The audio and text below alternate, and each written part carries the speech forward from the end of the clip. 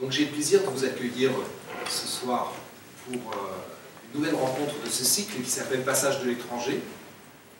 Alors c'est une rencontre un peu singulière, on a hésité à qualifier de Passage de l'étranger ou de Une voix à traduire, qui est notre autre cycle, je vous explique pourquoi.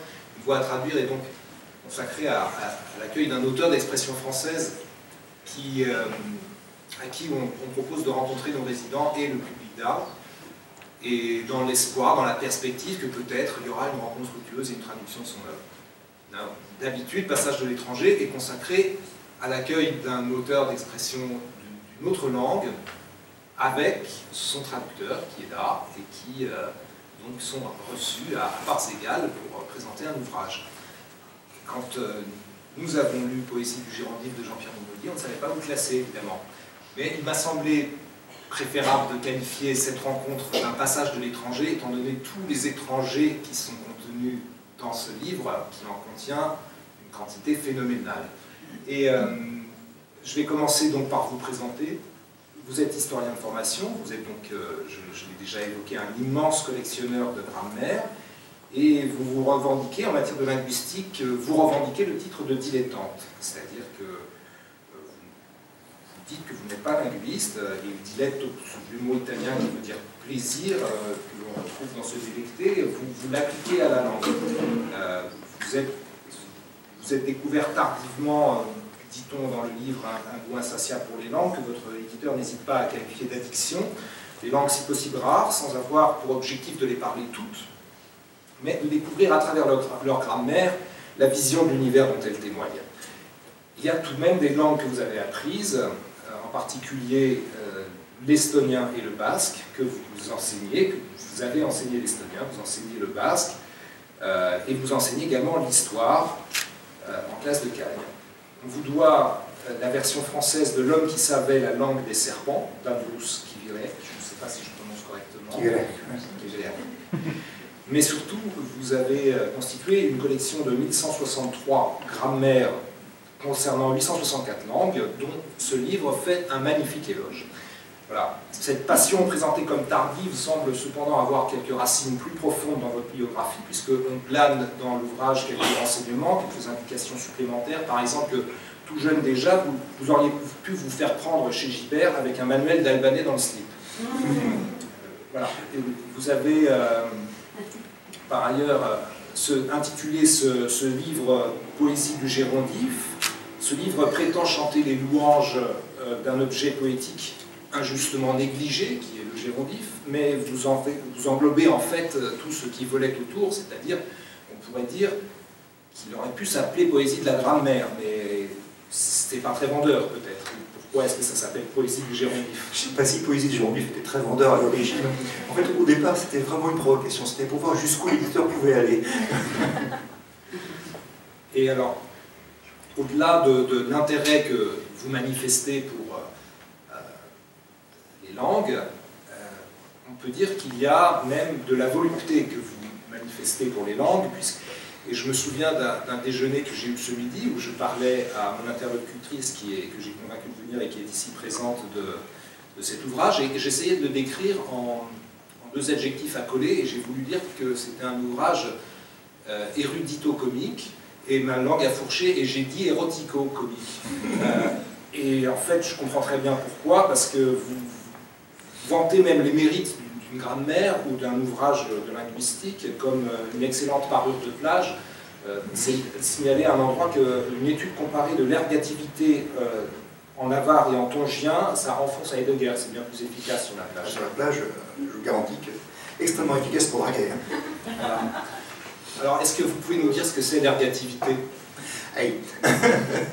L'ergativité, c'est une propriété que possède la grammaire de certaines langues, à peu près un tiers des langues du monde.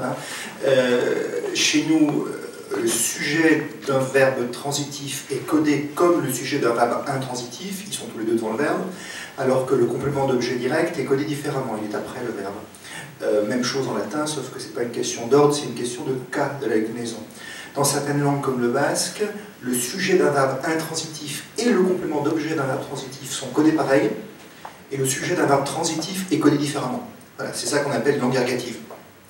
c'est une organisation globale très différente du type de l'ensemble de la grammaire, en fait. D'une façon générale, la structure occupe une grande partie de votre livre, c'est-à-dire qu'il y a dans l'immense variété de structures possibles d'une phrase, des approches du monde très différentes. Qu'est-ce que vous pouvez nous donner comme exemple de structure qui nous dépayse un peu du sujet verbe-complément?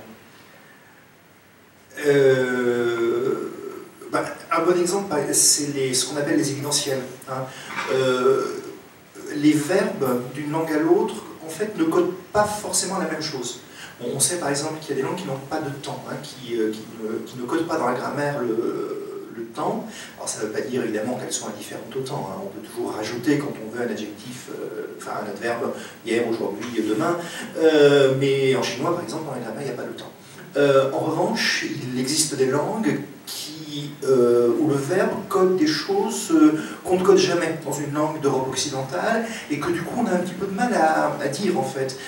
C'est le cas donc, de certaines langues, notamment d'Amazonie, qui ont ce qu'on appelle des évidentiels, c'est-à-dire qu'on utilise différentes formes verbales selon la manière dont l'information est parvenue à celui qui parle. Autrement dit, ce qui est essentiel pour ces gens, c'est de distinguer, par exemple, si je dis la reine est morte, si je l'ai vue mourir, si j'ai entendu, évidentiel auditif, c'est-à-dire j'ai entendu râler, hein, la reine à l'agonie, si on me l'a dit, évidentiel hearsay en anglais, si je l'ai déduit, le fait qu'elle n'est plus là sur le trône, enfin, etc. Il peut y en avoir comme ça jusqu'à 6 ou 7, et exactement comme nous en français, on est obligé en fait de mettre un temps au présent, au passé, dans une certaine mesure au futur. Dans ces langues, on est absolument obligé en fait de mettre le verbe à l'un des évidentiels. Donc c'est absolument central dans le système grammatical, et ma thèse, c'est que ça influe sur la représentation du monde. C'est-à-dire que les gens qui parlent ces langues sont obligés de faire très attention à ce genre de détails. Ces sources. Voilà, c'est ça. Les gens ciblent leurs sources en permanence dès qu'ils ont à parler, donc ils ont à faire très très attention à ça. Alors qu'en français, dans la plupart des romans, bon, la marquise sortit à 5 heures, l'auteur ne s'engage pas sur la manière dont il a appris que la marquise sortait à 5 heures. Du coup, je pense que si on avait à traduire la marquise sortit à 5 heures dans une de ces langues d'Amazonie, le jour où c'est une langue de culture mondiale, on aura un gros problème parce qu'il faudra en fait inventer des évidentiels qui n'existent pas en français. Exactement comme quand on traduit, par exemple, je pense, enfin j'ai un exemple qui vient du Thaï, quand on traduit un poème du Thaï au français, il faut prendre une décision sur le temps verbal. Parce qu'il n'y a pas de temps verbal dans le poème Thaï. Ça peut être aussi bien traduit au présent qu'au passé. C'est exactement le même type de problème. Et moi, ce que je pense, c'est que ce sur quoi une grammaire met l'accent, ça finit par être ce sur quoi les gens mettent l'accent, finalement, dans leur perception du monde. Voilà, c'est un petit peu ça que j'essaie de défendre. Dans notre conversation préalable, vous m'avez dit que tout récemment, vous avez relu ou participé à une traduction de l'espagnol. Et par rapport au Thaï, où on est amené à prendre une décision, ça vous a un petit peu bousculé, perturbé, de devoir traduire une langue aussi proche, et ça vous a contraint. Oui, j'ai trouvé, alors j'ai l'expérience de traduire de l'estonien, et là je viens effectivement de relire une traduction de l'espagnol qu'a fait mon frère. Je parle espagnol assez couramment, mais j'avais jamais cette expérience. Et j'ai trouvé en fait qu'on était beaucoup plus contraint pour traduire de l'espagnol que pour traduire de l'estonien. En fait, on est contraint par la proximité. On est contraint par tous ces mots qui ressemblent, et que du coup, dont on a de la peine à s'écarter. On est contraint par des structures de langue. 90% des phrases espagnoles, on peut les traduire notamment en français. Donc on se sent obligé de le faire. Le problème, c'est que dans 85% des cas, ça ne passe pas, en fait, la traduction littérale. Et j'ai trouvé qu'on était en permanence encombré de ces problèmes-là. Alors qu'en estonien, c'est beaucoup plus cool. D'une part, on est 3 traducteurs d'estonien en France, donc peu de gens sont capables de mettre leur nez dans la cuisine. Et puis surtout, dans la mesure où la structure de la langue est très différente, en fait, on est de toute façon obligé de tout restructurer. L'ordre des mots, les niveaux de langue ne sont pas du tout les mêmes en estonien, par exemple. Il n'y a pas le niveau de langue qui correspond à un bouquin. Enfin, il est apparu tout récemment, en fait. À bouquin à cul, c'est-à-dire familier mais pas vulgaire, en fait. Soit on dit des choses dans la langue normale, enfin basique, soit on dit des choses très très vulgaires, soit on dit des choses en russe. On voit encore plus cette Donc, on est obligé de restructurer très profondément la phrase estonienne, et du coup, je trouve qu'on est très libre, en fait. Je trouve qu'on est très libre, alors qu'en espagnol, on ne l'est pas. Je sais pas... Non, mais c'est intéressant cette histoire de niveau, parce que c'est aussi un artefact qu'on trouve dans beaucoup de traductions du théâtre espagnol en particulier, où on a l'impression que les choses sont extrêmement vulgaires. Oui. Alors, je me suis toujours posé la question, est-ce que c'est un habitude culturel des écrivains de théâtre espagnol, ou est-ce que c'est simplement que la langue espagnole a aussi à faire le choix entre langue courante ou vulgarité, sans entre-deux. Mais bon. Vous affirmez que les idiomes les plus captivants sont les plus lointains, mais vous écrivez même dans votre livre que les aires linguistiques les moins intéressantes sont en Europe. Pour moi, hein. Il y a à ce sujet quelque chose qui m'a, quand j'ai lu le livre il y a à peu près 2 mois, qui m'est resté en mémoire et que j'ai trouvé tout à fait intéressant à partager. Une espèce de théorie par rapport à la complexité des langues. Vous écrivez dans ce passage, à la lecture de certaines grammaires, on a parfois l'impression que des peuplades qui s'ennuient fermes depuis 3 millions d'années à garder les chèvres en contemplant les étoiles ont consacré une part notable de leur énergie à complexifier leurs idiomes afin que nul ne puisse les comprendre. Les plus belles langues sont celles qui servent à ne pas communiquer. Mais aussi parce que leur langue est ou était leur seule richesse, leur seule élégance, leur seul bijou. À propos du yimas, une langue papou d'une fantastique difficulté que la jeune génération a pratiquement délaissée, un linguiste remarque, du temps de la société traditionnelle, la plus grande et la seule tâche intellectuelle qu'un enfant yimas avait à affronter était sans doute d'apprendre sa propre langue. Mais à présent, avec l'école et toutes ces trouvailles venues d'Occident, d'autres choses sollicitent son temps. Je trouve ça très beau de se dire que, voilà, consacrer du temps à complexifier son expression de sa langue est une activité pour laquelle nous n'avons malheureusement plus de temps. Oui, on l'a eu sur un autre plan, quand même, avec notre français littéraire tel qu'il est né au XVIe siècle, tel qu'il s'est développé quand même dans des années de complexité, mais sur d'autres plans, c'est pas sur le plan de la grammaire.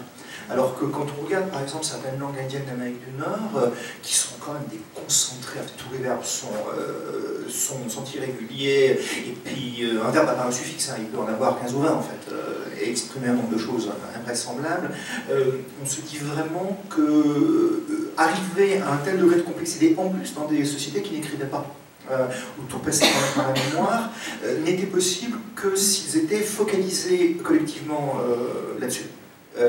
Si effectivement une partie importante de leur activité de chasseur-cueilleur, hein, au fin fond des Rocheuses, c'était la poésie, quoi. C'était faire attention à ce qu'on dit, c'était sauver des formes bizarres, c'était...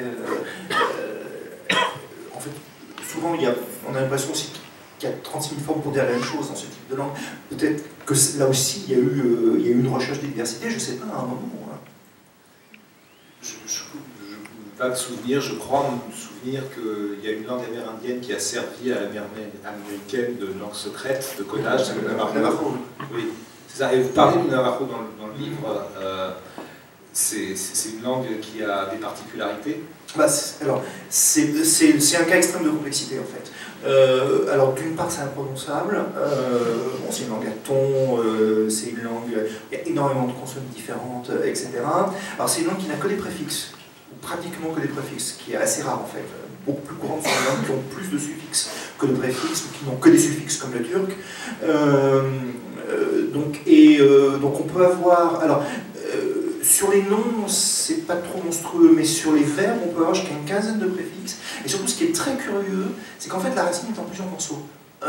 Il y a une syllabe à la fin, et entre les préfixes, il y a des consonnes qui en fait appartiennent à la racine en réalité, ou qui sont peut-être de très anciens préfixes qui sont figés et qui n'ont plus aucun sens, mais concrètement, ils ajoutent aucun sens en fait à la racine. Donc au niveau synchronique, au niveau de la langue d'aujourd'hui, ils appartiennent à la racine. Donc la racine, c'est une syllabe à la fin et allez, une ou deux ou éventuellement trois consonnes qui se baladent au milieu d'une espèce de soupe de préfixes. Le tout, bien sûr, selon des règles extrêmement précises, avec des tas d'exceptions, des exceptions, enfin, etc. C'est vraiment... honnêtement, parfois on se demande quand même comment ils ont pu maintenir cette structure aussi longtemps. Ils ont d'ailleurs énormément de mal à faire apprendre la langue aux enfants qui ont, dans les familles où la transcription linguistique s'est interrompue. Autant que dans l'enfance, ça va, autant apparemment quand même qu'à l'école, pour des gens qui sont anglophones de naissance, ça passe pas. Vous avez évoqué justement à propos des préfixes, des suffixes, la langue turque. J'ai eu le plaisir ici en recevant une traductrice du turc qu'elle consacre 5 à 10 minutes à essayer de m'expliquer la grammaire turque et le système d'harmonisation des voyelles en fonction de la voyelle qui fait partie de la racine. Alors, c'est une langue qui est assez fascinante, moi je trouvais fascinante pour ça, mais vous écrivez à propos de l'origine des langues et des langues qui ont été corrigées, soi-disant par en haut, que le turc est l'exemple d'un très grand massacre avec la normation de la langue turque au moment de Kemal Atatürk. Oui, malheureusement, le turc a subi dans les années 20 et 30 une entreprise de purification qui a amené à faire disparaître la très grande majorité des emprunts à l'arabe et au persan. Ils ont été en partie remplacés par des emprunts au français, mais au niveau du vocabulaire.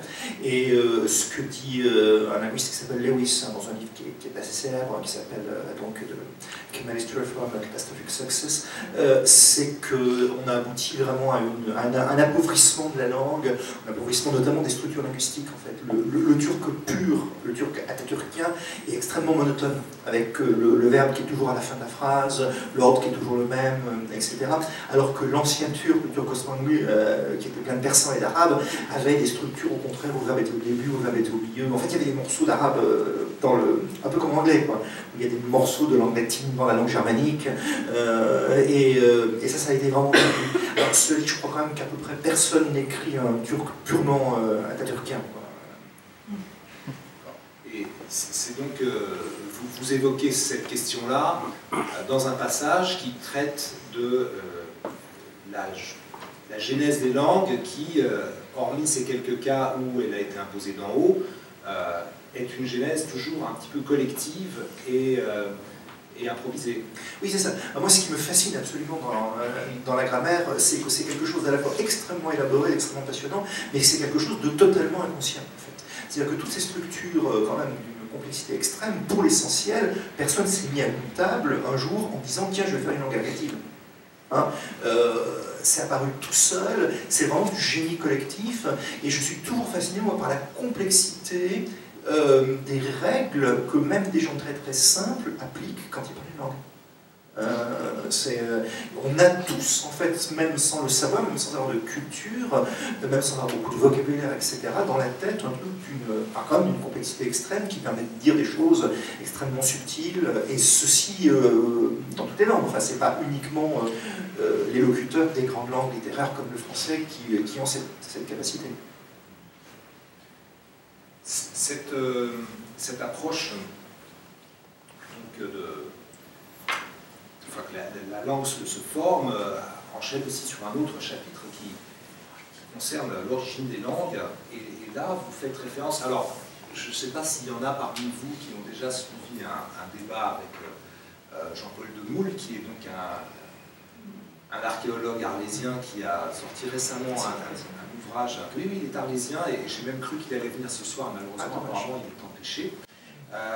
Mais donc, je voulais vous interroger là-dessus parce que, évidemment, j'ai lu des choses sur l'origine des langues et j'aurais adoré vous rencontrer.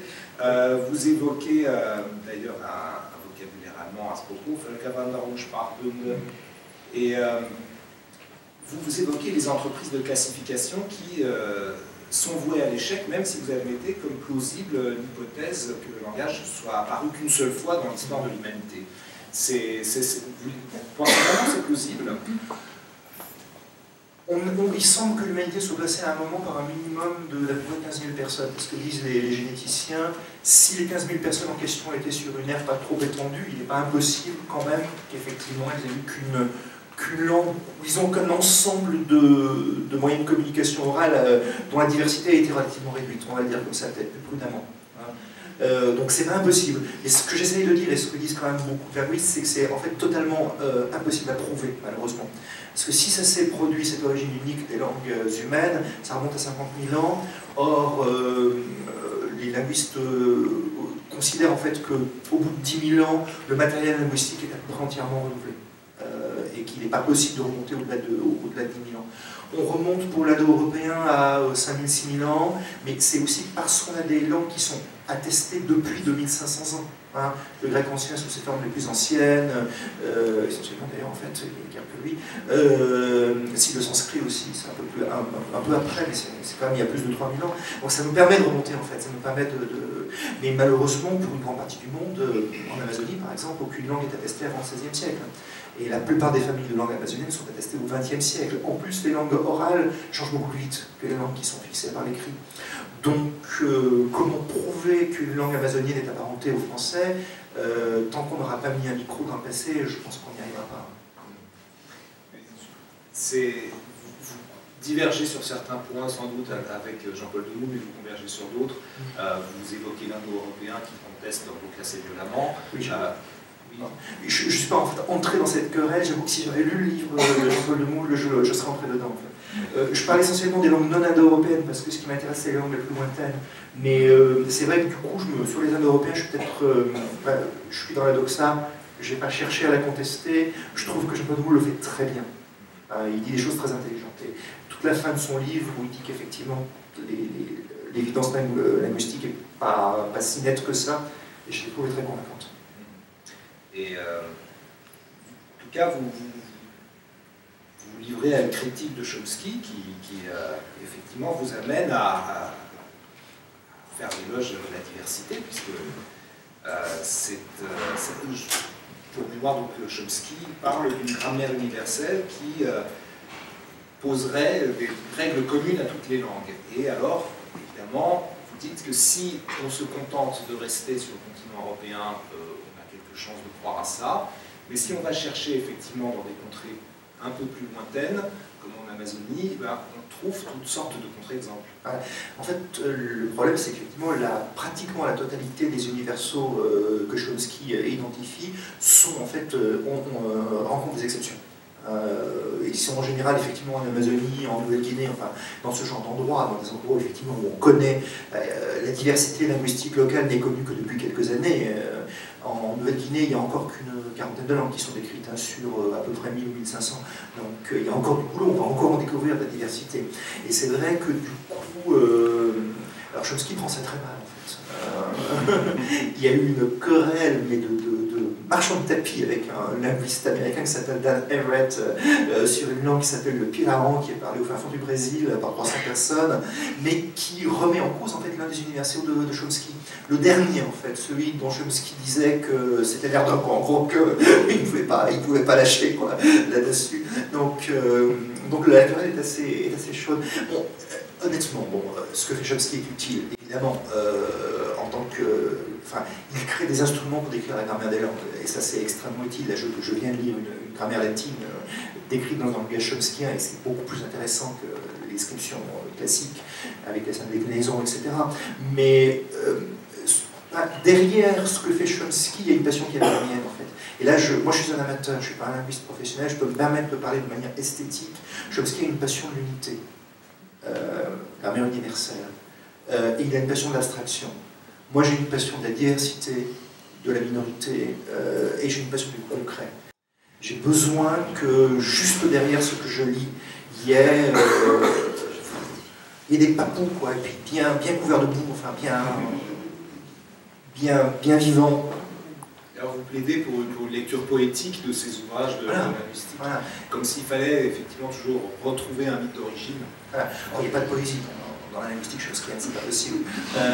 En revanche, quand vous lisez une grammaire, je sais pas, d'une langue amazonienne, là effectivement vous tombez. Rien que les exemples, par exemple, peuvent être extrêmement bizarres. J'en parle dans le livre. Alors je sais pas, j'ai pas su si c'était les Indiens ou le linguiste, mais il y avait des gens qui avaient l'air des obsèques du quinquajou. Un exemple sur 3, il y avait le quinquajou. Hein, alors, bon voilà, donc je pense qu'ils ont des... Alors c'est quoi le quinquajou? une espèce de bestiole bizarre, enfin, qui vit là-bas, je ne sais pas très bien ce que c'est, une espèce d'ourson en fait, tropical. Donc moi j'aime bien en fait, j'aime bien lire une grammaire pour ce qu'elle a d'abstrait, mais j'ai aussi besoin qu'il y ait cette dimension qui peut être très romanesque aussi. Il peut y avoir, une grammaire peut, soit au début, dans l'introduction, soit en fait en sous-texte, hein, sous les exemples, raconter la vie d'un linguiste. Et c'est quand même très amusant, hein, la vie d'un linguiste, parfois. Je me rappelle, c'est pas dans le livre d'une nana qui s'appelle Janet Sakel, une américaine, qui est allée décrire une langue qui s'appelle le Mossetan, qui est parlée au fin fond de l'Amazonie bolivienne. Et alors, ça devait être une nana d'1,60 m de haut, enfin, toute maigre, etc. Et elle dit qu'elle n'a jamais pu se débarrasser des Boliviens, qu'elle avait tellement peur que la petite poupée se casse, qu'ils lui ont jamais foutu de la paix en 5 ans. Quoi. Voilà. Et une partie, et on sent en fait, il y a plusieurs allusions comme ça à son exaspération en fait, de femmes américaines libérées qui ne supportent plus de retomber dans cette espèce d'infantilisation. Voilà, donc on peut tomber sur ces choses-là en lisant les grammaires. Oui, on sent que quand vous parlez des linguistes dans le livre, il y a des linguistes qui ont conscience que l'observation d'un objet transforme l'objet, et puis il y a ceux qui n'en ont pas conscience et qui sont dans une démarche, bon bah, on arrive, on observe, et puis c'est objectif, quoi. Voilà. Oui, et puis il y a les gens qui effectivement ne s'intéressent absolument pas aux populations qu'ils étudient. Pour eux, c'est une langue, point à la ligne, et les gens qui la parlent, rien à faire. Il y a au contraire les gens qui manifestement ont créé des liens très très forts avec la population qu'ils ont étudiée et qui n'arrivent pas à s'empêcher d'en parler. Et évidemment, c'est ça que j'aime. C'est le moment où il y a, je sais pas, une description des jeux avec les enfants, par exemple. Maintenant, je pense à Alexandra Ehrenwald, qui est une très grande linguiste, qui a fait qui est allée, alors qu'elle a pourtant maintenant presque 60 ans, elle est allée au fin fond de Nouvelle-Guinée d'écrire un truc qui s'appelle comment, tiens, j'ai oublié, le Manambou, et qui, à un moment, elle prend des exemples de plus en plus compliqués, et puis à un moment, elle dit, cet exemple le plus compliqué, il m'a été donné par une petite fille, qui d'ailleurs est en train de devenir sous mon influence une vraie activiste de la langue Manambou, et il y a 10 lignes sur ses rapports avec cette petite fille. C'est extrêmement touchant. Puis alors, vous racontez aussi comment, au contact de chercheurs, de linguistes, certains peuples réagissent. L'exemple des Aïnous est assez amusant. Oui. Alors, les Aïnous, il faut savoir quand même qu'on leur a interdit de parler leur langue. Hein. Pratiquement, le Japon a mené très longtemps une politique d'assimilation extrêmement violente, tout en présentant les Aïnous comme les ancêtres, hein, comme les Gaulois locaux. Hein. Donc c'était un petit peu complexe, mais quand même, on leur a plus ou moins interdit de parler leur langue. Et du coup, évidemment, il y a une génération qui n'a plus parlé la langue à ses enfants, et puis qui a commencé elle-même à l'oublier et à vieillir. Et puis 20 et 30 ans après, est arrivée une nouvelle génération de linguistes japonais qui ont dit aux Aïnous, mais c'est génial ce que vous parlez, il ne faut surtout pas laisser perdre ce trésor, qu'est-ce que vous êtes con de ne pas l'avoir appris à vos enfants. Donc si vous voulez, ils ont assez peu apprécié la plaisanterie. Leur réaction dans un premier temps en fait, a été de prétendre qu'ils ne parlaient plus Aïnou, alors qu'ils le parlaient toujours, mais ils n'avaient juste pas envie de la parler à des Japonais dans ces conditions. Voilà. Dans certains cas aussi, l'ethnie peut être complètement envahie d'ethnologues. J'avais discuté avec un type qui est très bien, qui s'appelle Florian Ziegel, qui a fait une grammaire de l'Enetz des forêts, qui est un machin parlé encore plus au nord que ça, par 300 personnes. Et enfin, en fait, l'ethnie c'est 300 personnes, mais les gens qui parlent la langue c'est 25 personnes. Or il y a en fait nettement plus de 25 ethnologues sur place, qui se battent au couteau en fait, pour les derniers Enets qui ont une vague idée de leur culture, et du coup les Enets ont développé une attitude qui peut être assez mercantile, hein, dans certains cas, qui peut être, bon, soit braqué, soit je ne me rappelle plus du passé simple, qui peut être dans certains cas assez... mais aidez-nous, enfin ils sont en plein champ de pétrole, hein, en plein sur les champs de pétrole russes, aidez-nous à résister aux pétroliers, aidez-nous à tout ça, faites quelque chose, agitez New York, agitez Berne, agitez La Haye, enfin, etc. Ou dans certains cas qui peut être au contraire de déni complet, de rejet complet, évidemment. Hein. Et dans ces conditions, en fait, l'ethnologue, dans une certaine mesure, d'une certaine manière, il crée son objet d'étude, en fait. C'est-à-dire il n'y a plus d'ENETS en fait actuellement, il n'y a plus de communauté ENETS, c'est fini, hein, lorsque l'ethnologue est plus là en fait. En revanche, effectivement, un ethnologue intelligent peut arriver à faire réémerger des choses, à faire se rencontrer des gens, à faire retrouver à des gens une passion pour des choses qui n'existent plus depuis leur enfance. Et vous avez parlé donc de, je pense à cette expression qui est dans votre livre, des langues qu'on parle dans le cul de l'ours. C'est l'expression estonienne, ça. Voilà. Karl Persson. Et donc, il y a parmi ces exemples une très grande variété. Vous dites qu'il y a beaucoup de langues qui compensent la pauvreté du vocabulaire avec des éléments dérivatifs qui peuvent être nombreux. Et je pense à un exemple précis qui est le nombre de mots pour dire le verbe être, qui peut être très très variable selon la langue. Ah, c'est pas tout à fait la même idée en fait. L'idée du verbe être, c'est pas tellement que le nombre de mots varie selon les langues, c'est qu'en fait les moyens linguistiques pour dire être varient selon les langues. Dans certains cas c'est un mot, comme en français, dans certains cas ça peut être une construction qui va utiliser un préfixe, par exemple. Dans certains cas ça va être... Enfin, je vais peut-être plutôt prendre le verbe avoir, ce sera peut-être plus simple. Dans certaines langues, on a un verbe, avoir. Dans certaines langues, on en a deux. En espagnol, il y a haber, tener. Hein. En basque aussi, il y en a deux. Dans certaines langues, on utilise le verbe être, en fait. Donc il n'y a pas de verbe avoir, donc on recourt à un emploi du verbe être. Bon, en latin, hein, mi est librum, j'ai un livre. En estonien, c'est pareil. Dans certaines langues, on utilise des préfixes ou des suffixes. On ne va pas dire j'ai un livre, on va dire je suis livreux, en quelque sorte. Hein. Donc voilà, donc dans certains cas, en fait, il n'y a pas de vocabulaire. Il n'y a pas de mots pour dire être, pour dire avoir. Il y a d'autres moyens linguistiques. Hein, il peut y avoir, je sais pas, ça peut être de l'ordre de la déclinaison parfois. Hein. Dans certaines langues, les mots se déclinent. Les noms se conjuguent, pardon, on va dire comme ça. Les noms se conjuguent et quand vous conjuguez un nom, vous obtenez l'équivalent du verbe être en français. Alors quant à l'équilibre entre la grammaire et le vocabulaire, bon, c'est une hypothèse, hein, je ne sais pas du tout si elle est vraie, mais il me semble, bon, c'est vrai que beaucoup de langues, disons non littéraires, ont un vocabulaire assez limité. Hein, quelques milliers de mots, on va dire, hein, alors qu'en anglais, en chinois, on est à 50 000 à peu près. Mais en même temps, ces langues ne sont pas pauvres dans leur appréhension du monde, parce que dans beaucoup de ces langues, on peut avoir en fait une foultitude de préfixes, de suffixes, etc., qui permettent en fait de créer des mots nouveaux. Alors ça ne va pas apparaître dans le dictionnaire, hein, parce que c'est automatique. Un bon exemple, en basque par exemple, c'est le même mot pour dire tuer et mourir. Hein. Simplement, c'est à deux conjugaisons différentes.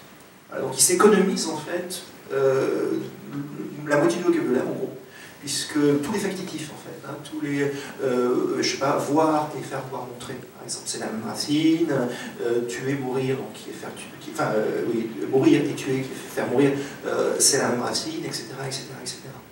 Donc la grammaire est plus complexe, clairement, les complexités grammaticales sont redoutables en basque, vraiment, mais en même temps, ils peuvent se permettre du coup de jouer avec moins de vocabulaire. Il y a aussi une diversité dans la matière sonore de la langue, c'est-à-dire qu'il y a des... Vous pouvez nous donner un petit peu l'étendue de l'amplitude qu'il peut y avoir dans le nombre de consonnes dans une langue? Alors le minimum c'est 8. On a 8 consonnes dans certaines langues du Pacifique, en fait, essentiellement, genre maori, hein, peut-être 9, mais enfin bon, dans certaines langues polynésiennes, et aussi d'ailleurs dans certaines langues du Canada. Hein. Dans certaines langues indiennes du Canada, on est à 8, 9, 10. Hein. Il y a des langues parlées en Namibie, hein, donc dans le désert à côté de l'Afrique du Sud, ça peut monter au-dessus de 100 consonnes différentes. Hein. Et il y a une exception, mais c'est vraiment de la tératologie linguistique. Hein. C'est imprononçable, ça s'écrit pour l'exclamation X-O-O-N, je veux dire Xon, hein, et ça a 140 consonnes à peu près. Ça a d'ailleurs également 45 voyelles, hein, et 3 tons, c'est effrayant. Vous avez une langue qui a 14 tons aussi. Essayez d'imaginer, entendre la différence entre une même syllabe prononcée de 14 manières différentes. Je me rappelle déjà, j'ai eu à une époque un ami vietnamien qui me faisait prononcer des phrases en vietnamien, il hurlait de rire, évidemment, tous les Viet ensemble, puisqu'il y a 6 tons. Alors à 14, vous imaginez, quoi. Et au niveau des voyelles, donc on descend à 2 hein, dans certaines langues, et on monte à 45 à peu près dans d'autres langues. Bien, peut-être que j'imagine que tout ça soulèvera beaucoup de questions parmi le public. Et peut-être, je vais un petit peu anticiper, d'habitude on garde moins de temps pour les questions, mais là je pense qu'il y en aura un certain nombre. Donc si vous voulez directement entrer dans la conversation, c'est le moment. Je sais que la première question est toujours la plus longue à venir, mais tu veux faire circuler le micro, Caroline ? Voilà, en tout cas, il y a aussi, en attendant, je compte, il y a un usage de la reduplication que j'ai trouvé assez intéressant parce que c'est quelque chose, donc dire deux fois un mot, qui existe dans un certain nombre de langues africaines, qui a servi un petit peu de caricature à Tintin au Congo, quoi. Oui. Voilà.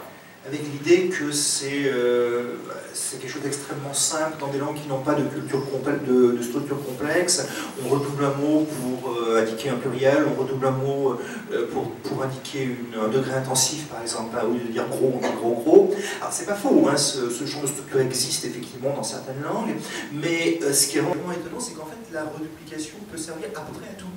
Et dans certaines langues, pour redouble un mot, on le fait passer du présent au passé. Par exemple, on va partir d'un mot, par exemple nain, et on va dire nain, et ça va faire petit.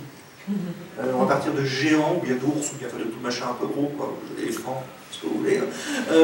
Et vous allez dire éléphant, ça va vouloir dire gros, et du coup, évidemment, vous allez pouvoir dire des choses assez subtiles. Hein. Éléphant, ça va pas être tout à fait la même chose que, je sais pas, cathédrale. Hein.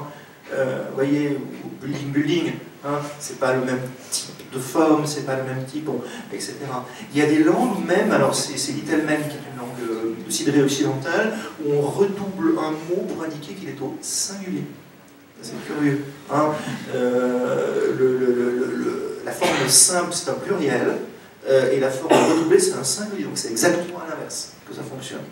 Donc ça c'est absolument passionnant, effectivement, la question de l'emploi des reduplications. Certaines reduplications sont totales, minaudier, d'autres sont partielles, hein, minaudier,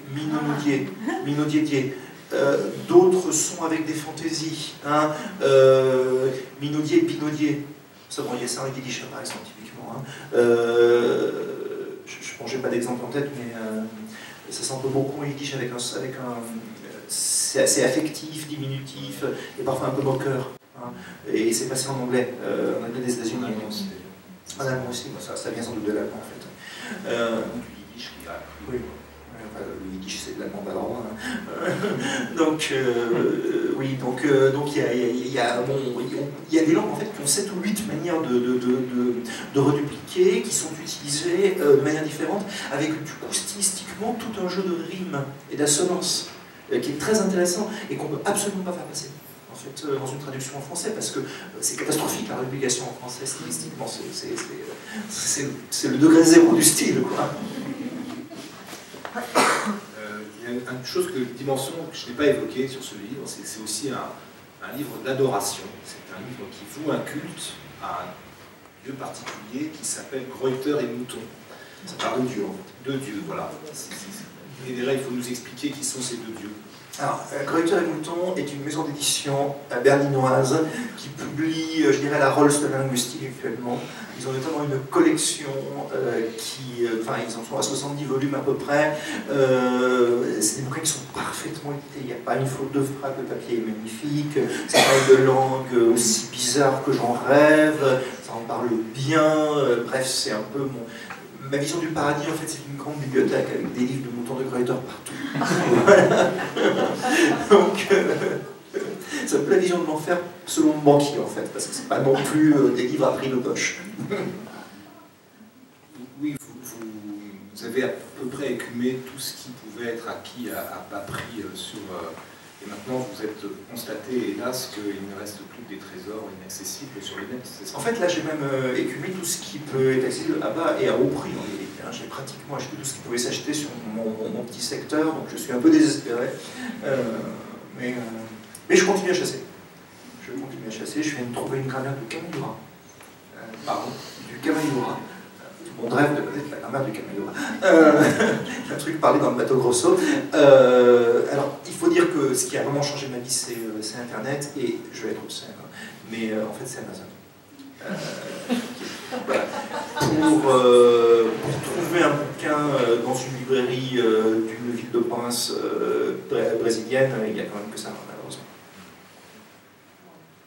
J'essaye d'éviter d'acheter sur Amazon ce que je peux acheter en librairie en France. Voilà, ça va par règle. Mais bon, de toute façon, les bouquins de lecteurs ne sont pas diffusés en librairie en France. C'est effectivement une obscénité, mais vos explications derrière sont tout à fait acceptables. Est-ce que les questions ont eu Ah, là, première question. Bonsoir. C'est vraiment passionnant. Du coup, je voulais savoir, les grammaires des langues que vous ne parlez pas, vous les lisez dans quelle langue? Et comment vous estimez en fait l'impact de ces langues de passage sur votre compréhension de la langue que vous découvrez? Actuellement, de plus en plus, la linguistique, c'est en anglais. Les 2/3 des grammaires que je lis sont en anglais. Le reste se répartit entre les langues que je lis, en fait. Bon, il y a quand même encore des choses intéressantes qui paraissent en français. Après, je dirais que c'est local, c'est-à-dire qu'il paraît en espagnol de temps en temps des choses très bien, mais uniquement sur les langues des pays où on parle espagnol. Il paraît en portugais, j'arrive à lire le portugais aussi avec mon espagnol, des choses sur les langues du Brésil. Sous la torture, je peux dire de l'allemand, à la vitesse d'un escargot asthmatique, on va dire, mais j'y arrive quand même. Et les Allemands restent encore très forts sur les langues de... Alors malheureusement, je ne parle pas un mot de russe. Ça c'est mon gros trou en fait. Mais voilà, donc entre les langues que je viens de citer, j'arrive quand même à lire, je pense, à peu près 95% de ce qui se publie. Alors vous avez tout à fait raison, il y a un vrai problème de langue de passage. En particulier, bon, je pense que vous serez tous d'accord avec moi sur le fait que l'anglais n'est pas une bonne langue pour passer d'une langue à une autre. En particulier, elle est assez précise sur certaines choses.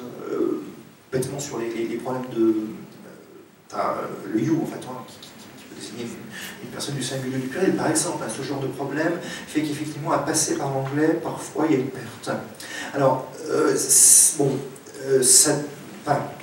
en même temps, toute grammaire sérieuse, depuis une vingtaine d'années, présente un exemple, l'exemple dans la langue d'origine, la traduction anglaise, mais entre les deux, un mot à mot. Très précis avec l'indication des morphèmes, des différents morceaux de mots, selon un code qui devient de plus en plus normé en fait. Donc on n'a plus de surprise, il n'y a plus de linguiste qui invente sa propre terminologie dans son coin, comme ça se faisait beaucoup dans les années 70, et où ils étaient pratiquement illisibles par toute personne qui n'était pas de leur école. Donc maintenant, il y a en fait, dans les années 90, ils ont établi ce qu'on appelle un modèle, comment on dit, j'ai un peu oublié, modèle global, modèle minimal, modèle commun, et alors c'est dans un anglais un peu basique, mais au moins très sûr en fait chez les bons linguistes, et qui permet de limiter la perte dans des limites raisonnables, on va dire. Bon, par ailleurs, une grammaire décrit quand même, sauf les plus énormes d'entre elles, décrit les mécanismes de base d'une langue, donc n'a pas forcément besoin d'entrer, c'est dommage bien sûr qu'elle n'y entre pas, mais elle n'a pas forcément besoin d'entrer dans de la subtilité stylistique ou de vocabulaire.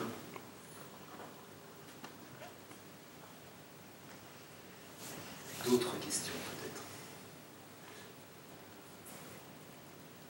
Alors moi je tiens à dire quand même que c'est un livre, parce que là ça peut paraître extrêmement théorique, mais qui regorge d'exemples dans sa bio. Pardon? Je pensais que tu allais parler aussi des notes de bas de page. Ah oui, voilà, merci. C'est ça le travail d'équipe. Effectivement, c'est aussi, il se présente à un moment donné comme une tentative de réhabilitation d'un genre littéraire qui est la note de bas de page. À l'origine, c'est un peu le joke avec mon éditeur, parce que pour la traduction de L'homme qui parlait la langue des serpents, j'avais mis une cinquantaine de notes de bas de page. Il m'a dit pas question, et ça s'est terminé au petit matin sur le pré. Je suis arrivé à en sauver 4. Et du coup, sur le livre suivant que j'ai publié chez lui, je fais exprès d'en mettre des tonnes, des très longues, des qui débordent sur la page d'après, etc. Et il l'a très bien pris en fait, alors que je l'ai bien embêté quand même. au niveau de la mise en page, il ne s'est pas amusé.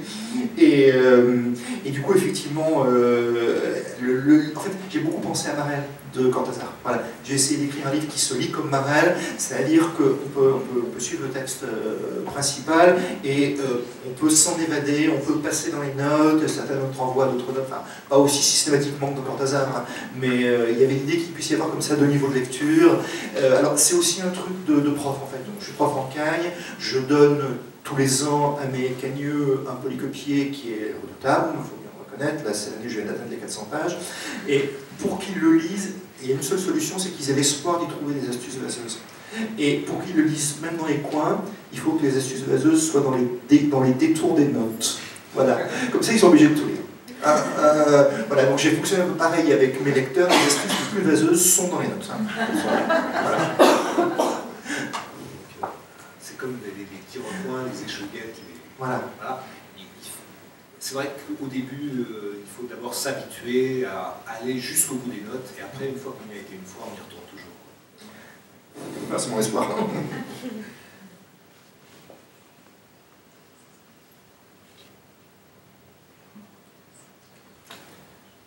D'autres questions? Non, mais parce qu'on parle très vite tous les deux, je m'en rends compte. Alors, du coup, on assomme peut-être un petit peu, il faut un peu de temps, en tout cas, pour que vous puissiez ingurgiter tout ça. C'est encore moi. Bon, très bien, deux, et puis l'un, puis l'autre.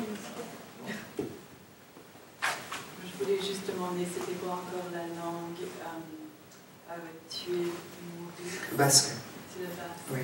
Alors, et je voulais dire aussi que j'ai entendu tuer, mourir, qui fait sens aussi en fait. Oui. Oui, ouais, désolé, c'était tué.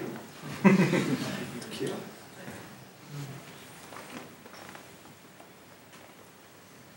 Est-ce que vous vous êtes intéressé à l'histoire des langues et à leur évolution dans le contexte historique des groupes qui les parlent? Oui, ça m'intéresse évidemment.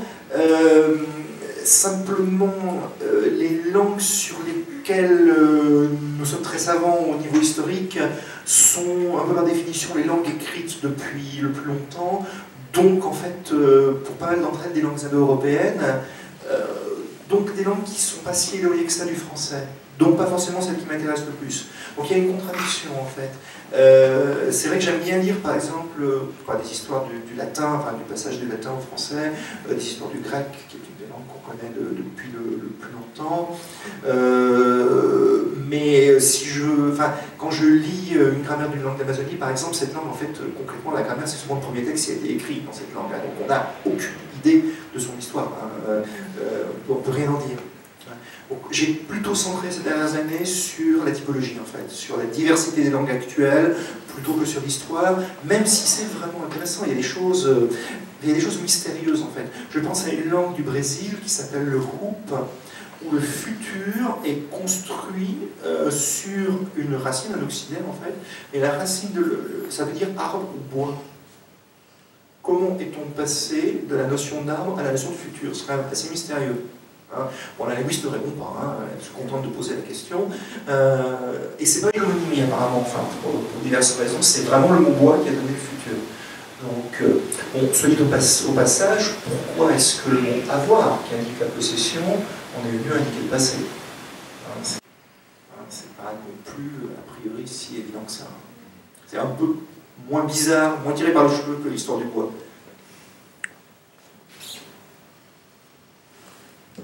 Vous avez évoqué tout à l'heure surtout des langues qui sont parlées par de petites communautés, donc ce qui incite à poser la question sur la portée, la dimension, la vitesse de ce phénomène, c'est-à-dire de la disparition des langues. Est-ce que vous êtes capable de mesurer cela? Alors, j'essaie d'être optimiste, plus optimiste que les médias, que le traitement médiatique de ce sujet, en partant des données du site Ethnologue, hein, qui est le site qui recense toutes les langues du monde, avec des renseignements de base, et qui recense leur degré de mise en danger, en fait.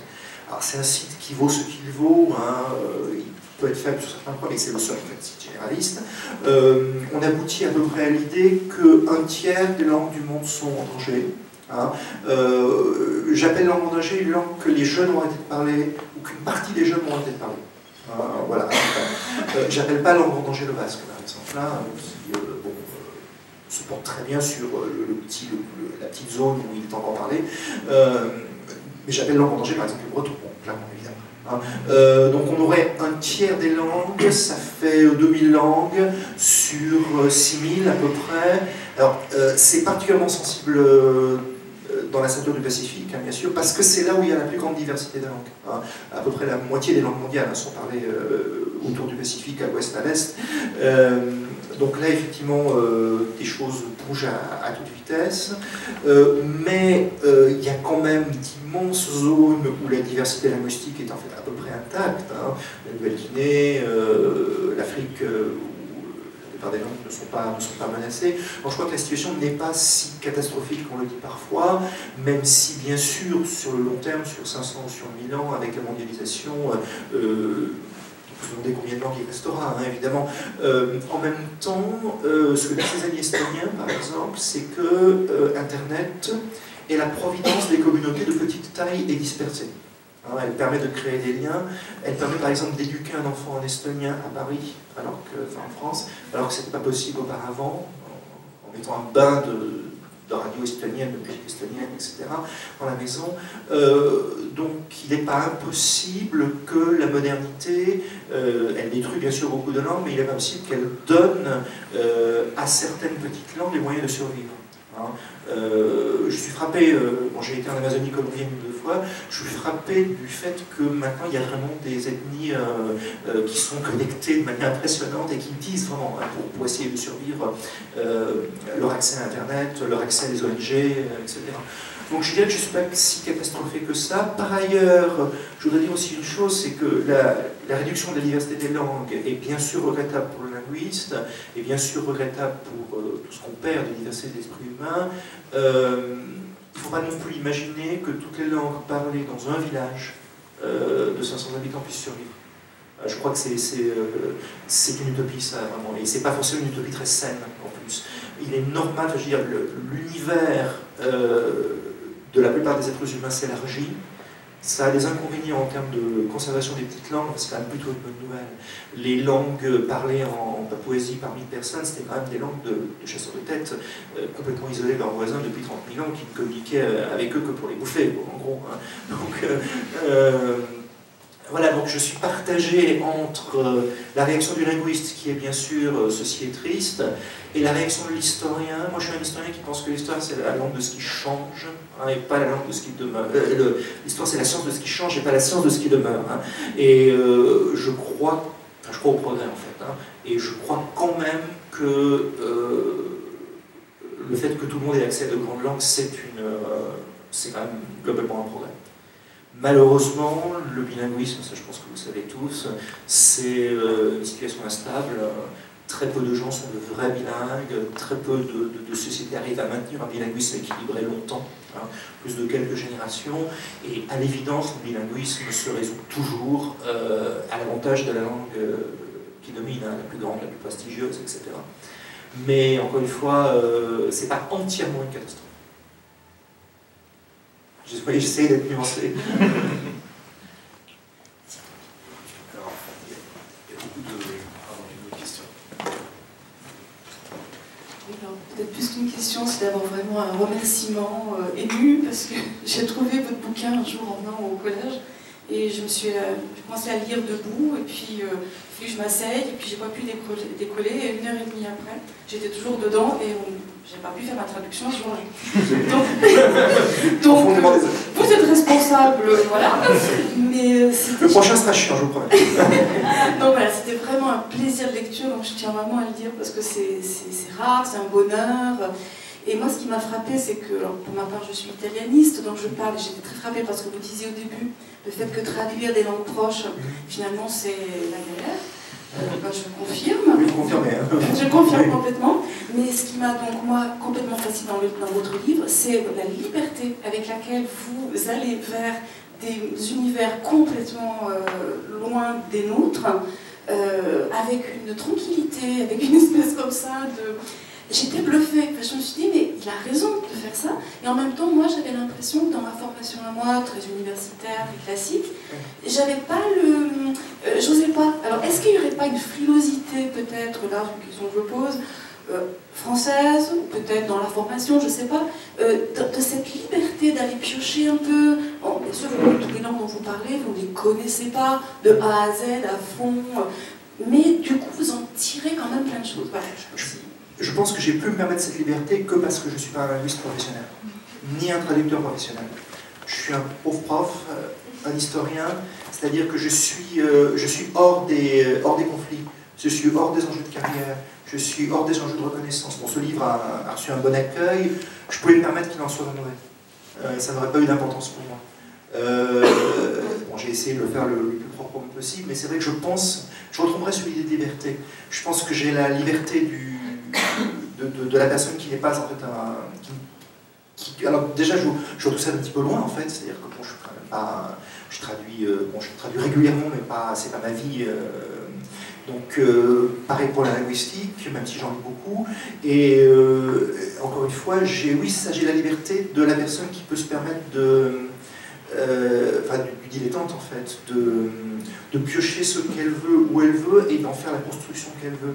Alors que si j'étais linguiste de profession, je pense que je serais depuis ma thèse le spécialiste du génitif pluriel, je sais pas, en sicilien du XIVe siècle, du gérondif en sicilien du XIVe siècle, et si j'abordais le napolitain du XVe siècle, tous les collègues me tomberaient dessus, en disant ça ne se fait pas, tu vas te faire mal avec... Tu vas être mal avec le chef du laboratoire, tu ne te rends pas compte, etc. J'ai un peu subi ça en fait dans une autre vie. J'avais commencé une vie de chercheur en histoire et je travaillais sur les royalistes en Colombie à l'époque de l'indépendance. Les Vendées locales en fait, les gens qui ont résisté à l'indépendance. Et j'ai vu le moment où je serais le spécialiste du sud de la Colombie entre 1780 et 1830, où j'en sortirais jamais de ma vie, sauf éventuellement un grand jour d'audace pour écrire un truc sur l'Équateur. Et c'était juste pas possible, quoi. Et alors en plus, les latino-américains, ils sont hyper clivés. Enfin, il y a les castristes, il y a les anticastristes, il y a les Argentins que tous les autres détestent, il y a les Colombiens qui n'osent pas montrer leur passeport, et je dis non.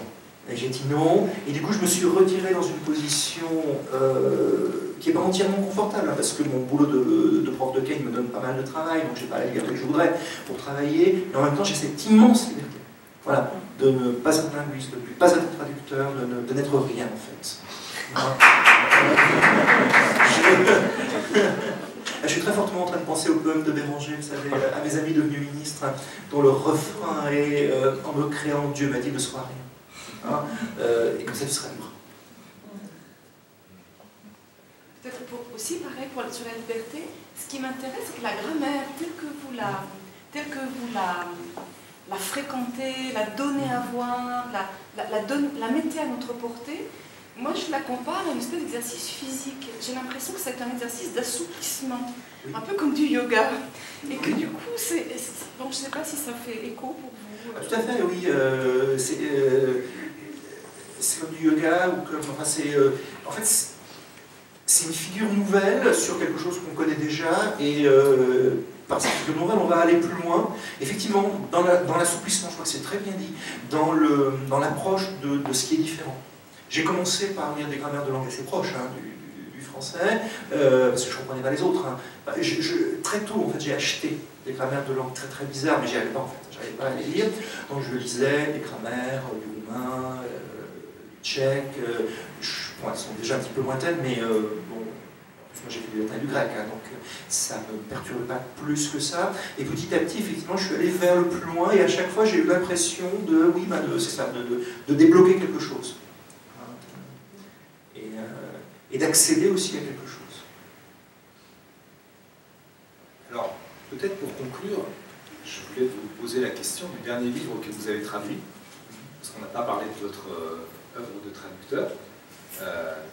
Est-ce qu'il s'agit de L'homme qui savait la langue des serpents? Oui, tout à fait, oui. Vous pouvez nous raconter de quoi ça parle? Vaste problème. Alors c'est un livre qui est paru en Estonie en 2007, qui a fait un énorme succès, c'est le plus gros succès depuis 20 ans hein, en Estonie. C'est un livre qui raconte que dans le passé, les Estoniens vivaient dans la forêt, qu'ils ne cultivaient pas la terre, dont ils chassaient les bêtes sauvages en fait, dont ils se nourrissaient, donc c'était des carnivores, hein, ils chassaient les loups, qu'ils chevauchaient et dont ils utilisaient le lait. Tout ceci parce qu'ils possédaient la version estonienne de la potion magique, qui est la langue des serpents. Ils parlaient la langue que parlent les serpents entre eux. Dans le roman, le serpent est un personnage complètement positif, en fait, que les serpents leur ont appris, et grâce à la langue des serpents, non seulement on peut communiquer avec les serpents, mais on peut communiquer avec l'ensemble des animaux, et on peut leur donner des ordres. Voilà. Donc il y a une espèce de paradigme perdu de l'Estonie forestière. Mais nous sommes au Moyen-Âge, nous sommes au XIIIe siècle, les chevaliers teutoniques sont arrivés en Estonie, et ils ont imposé la modernité. La modernité, à savoir le christianisme, à savoir l'agriculture, à savoir la civilisation villageoise, la charrue, tous ces instruments. Alors, tout le livre repose sur quelque chose d'extrêmement habile, qui est présenté comme la modernité plus ou moins détestable, ce qui est en fait est l'archaïsme des Européens, en disant qu'on est toujours le moderne ou l'archaïque de quelqu'un, en fait. Voilà, c'est très bien. Et le narrateur, Lemmet, est né à une époque où en fait déjà les forêts se vidaient, parce que les Estoniens ont été attirés par les sirènes de la modernité. Il n'y a plus personne dans la forêt, c'est la première phrase du texte. Et lui il est né dans la forêt, il a du mal à la quitter parce qu'il est de l'ancien monde. Il essaye à plusieurs reprises à aller vers le monde nouveau, vers le monde de la modernité, vers le monde globalisé, vers le monde du village, hein. Mais il n'y arrive pas, parce que c'est le monde de la bêtise. C'est un livre très flaubertien, hein, la bêtise mène le monde. C'est le monde de la bêtise, donc il n'y arrive pas, il revient dans la forêt. Le problème, c'est que dans la forêt, il n'y a plus que 4 pelés, bien entendu. Et puis alors, surtout, il n'y a plus que des gens qui deviennent fous. Qui deviennent fous de passion pour la chose antique, qui deviennent fous parce qu'ils sont trop réactionnaires, qui deviennent fous de rejet du monde moderne. Autrement dit, c'est un livre qui est très drôle, mais qui est extrêmement pessimiste, parce qu'il dit qu'en fait, à la fois la modernité n'est pas enviable, mais en même temps se replier dans l'adoration des choses anciennes, ça produit des fous. Et le personnage le plus négatif du livre, en fait, est un espèce d'ayatollah du vieux monde espagnol en train de disparaître, qui devient un criminel. Enfin, c'est un véritable monstre. Et en fait, tout le livre, c'est l'enfermement progressif, mais pas de sa faute, hein, du narrateur dans une solitude de plus en plus absolue. Voilà. Hein. C'est autour de ça que ça tourne. Alors, il y a des animaux fantastiques, il y a une salamandre avec laquelle on pourrait éventuellement réveiller le peuple estonien et chasser les Allemands, mais personne ne sait plus où elle dort, personne ne sait plus comment la réveiller. Il y a un côté très Tolkien, très avec fantasy, enfin, etc. Il y a un côté très roman de renard aussi, avec les ours qui sont des personnages comiques, balourds, qui attirent les filles. Hein, et les mecs sont très très perturbés par le fait qu'ils trouvent des poils d'ours dans leur lit quand ils rentrent au boulot. Donc voilà, il y a tout ça, c'est un livre excellent, vraiment excellent, que j'ai eu aucun problème à traduire, enfin, ça coulait tout seul, j'ai jamais vu ça. Hein. Tous les mots se mettaient en place parce que c'est tellement bien écrit. Que jamais j'ai eu le moindre doute sur ce qu'il voulait dire, par exemple. Jamais un mot n'était employé à côté de ce qu'il voulait dire en estonien, ce qui est très reposant quand même, quand mon estonien est bon, mais pas plus quand même. Hein. Donc, ce qui est très reposant pour un étranger. Et voilà, donc ça a été un véritable bonheur. En réalité, ce livre, je l'ai traduit sans avoir d'éditeur. Je l'ai entièrement traduit quand même, hein, avant de le présenter à des éditeurs. Je l'ai d'abord traduit pour moi, je voulais le relire. J'avais plus de prétexte, là, je l'avais relu 3 fois, je voulais le relire. Alors comme pour la traduction, j'ai fait 8 passages, du coup voilà, je l'ai lu 11 ou 12 fois, et je peux vous dire que c'est un livre qui tient. À la 12e fois, le livre tient encore. Je ne sais pas votre expérience de traducteur, mais c'est quand même rare, hein, les livres dont on ne se lasse pas à la 12e lecture. Surtout de suite, enfin, je veux dire, pas sur 30 ans, hein, mais quand même sur 3 ans. Hein. Voilà. Bon, écoutez, un grand merci. Je voulais juste vous annoncer notre prochaine rencontre littéraire. Donc, nous accueillons Frédéric Sirier, auteur de 2 romans jusqu'ici, un qui s'appelle Mélo, qui est son dernier, le premier qui s'appelle Des néons sous la mer, et qui sera parmi nous le 13 mars. Voilà. Et puis, si vous voulez prolonger la discussion de façon plus informelle, on vous offre un verre. À bientôt. Merci.